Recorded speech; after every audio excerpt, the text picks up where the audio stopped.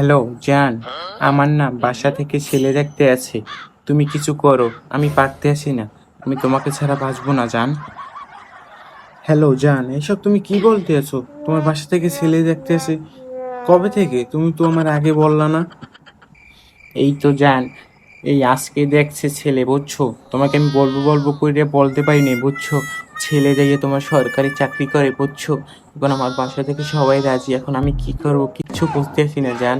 তুমি একটা কিছু একটা করো জান।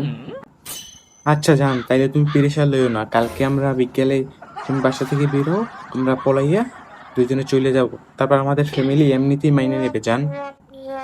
জান, তুমি এটা কি বললা? এটা কোনোভাবেই সম্ভব না, কারণ আমার বাসা থেকে আমি বের হইতে পারবো না। আমার ফ্যামিলিকে আমি অনেক ভালোবাসি, তোমাকে অনেক ভালোবাসি। এখন আর কিছু করার নাই জান, আমি পলাইতে পারবো না। যদি আমার ফ্যামিলি তোমার কাছে দেয় তাইলে আমি যাব, তাছাড়া আমি যাইতে পারবো না।